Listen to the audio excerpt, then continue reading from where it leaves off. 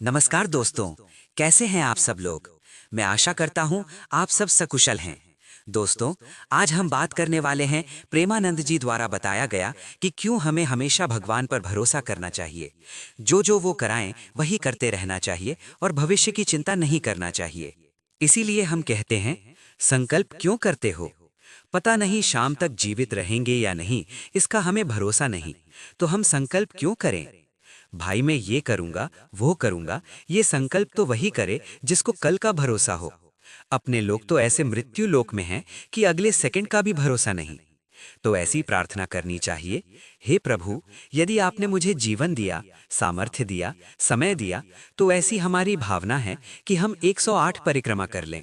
और यदि समय, शरीर या सामर्थ्य न रही तो एक भी न कर पाएं तो कोई अपराध न लगे। अगर संकल्प ले लिया कि अब 108 करनी ही है, तो फिर देखो, उसे पूरा करना चाहिए, क्योंकि अभी तो प्राण शरीर में है, तो फिर उसी कार्य में लगना पड़ता है। पर हम सबसे यही प्रार्थना करते हैं, संकल्प मत लिया करो। अगर नियम लेने की बात हो तो ये छूट जरूर रखो, हे प्रभु, यदि हमारा स्वास्थ्य ठीक रहा, जीवन रहा, तो हम आपके लिए ऐसा कर लेंगे। और यदि नहीं रहा तो हमने कोई संकल्प नहीं किया, इसलिए पाप नहीं लगे। नहीं तो थोड़ा अपराध भाव बनता है, जैसे कोई डील कर लेता है, गोवर्धन महाराज मेरे पुत्र की नौकरी लग जाए तो मैं 100 परिक्रमा करूंगी। अधिकतर ऐसा ही होता है। ऐसी भक्ति बहुत कम होती है जहां बिना सौदे के भजन किया जाए। करना चाहिए, हमें भी लगता है, पर अगर सायंकाल ही मृत्यु आ गई तो कैसे कर पाएंगे? मृत्यु लोक है ये, मरण धर्मा शरीर है। मुझे तो अपने शरीर का 1 मिनट का भी भरोसा नहीं कि अगला मिनट जिएगा या नहीं। इसीलिए संकल्प विकल्प करने का अधिकार ही नहीं है। पता नहीं शाम तक जिएंगे या नहीं, तो हम क्या संकल्प करें?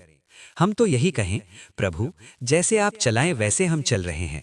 परिक्रमा करवा दी, कर ली, नहीं करवा पाते तो बैठे बैठे राधा राधा जप रहे हैं, मांग के, खाली भगवान के भरोसे। बाबा जी ऐसे ही गृहस्थी में रहते हुए धर्म कर्म करते रहे। जब समय मिला परिक्रमा कर ली। प्रार्थना करना गलत नहीं है। अपने बच्चे की नौकरी के लिए, अपने काम के लिए जरूर मांगो। भगवान से नहीं मांगोगे तो किससे मांगोगे? पर इस तरह मत मांगो कि हमारी कामना पूरी कर दो तो हम इतना करेंगे। ये बंधन बन जाता है। हम इतना क्यों कहें? क्या भगवान हमारे पिता नहीं हैं? हमारी आवश्यकता है, हम मांग रहे हैं। जो कुछ हमारे पास है सब आपका ही दिया हुआ है नाथ। स्वाभाविक रूप से 108 परिक्रमा हो जाए, कोई बात नहीं। संकल्प मत करो, मांग लो, लेकिन ये छूट दे दो, प्रभु, यदि उचित हो तो दे देना, और यदि उचित ना हो तो लाख बार मांगने पर भी मत देना। यही भक्तों की मांग होती है, यही सत्संगियों की मांग होती है। नाम जप को लेकर भी यही स्थिति होती है। लगता है जितना होना चाहिए उतना नहीं होता। ये पीड़ा हम में भी है। हमने ये पीड़ा अपने गुरुदेव भगवान में भी देखी। एक दिन उन्होंने कहा कि क्या बताएं, जीवन निकल गया, छक कर नाम जप नहीं हो पाया। रात दिन मंत्र और नाम में लगे रहे, फिर भी लगता है जैसा होना चाहिए वैसा नहीं हुआ। यही भजन की भूख है, यही अखंड भजन की पहचान है। भजन करते करते भी रोना आता है, प्रभु मुझे भजन की रुचि दे दो। जैसा प्रेम से होना चाहिए वैसा भजन नहीं हो पा रहा। जो भजन में संतुष्ट हो जाता है वो भजनानंदी नहीं होता। जो भजन में असंतुष्ट और भोगों में संतुष्ट रहता है वही भजनानंदी होता है। अपनी बात कहें, अगर गुरुदेव ने न संभाला होता तो हमारा साधन भजन अहंकार जनित ही रहता। गुरुदेव की कृपा से अहंकार चकनाचूर हुआ। अहंकार टूटते ही दैन्य आया।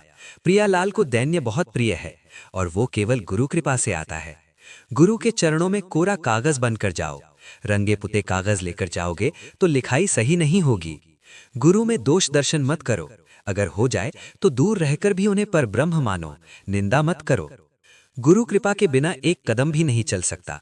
वही पकड़ कर रखते हैं, इसीलिए हम चल रहे हैं।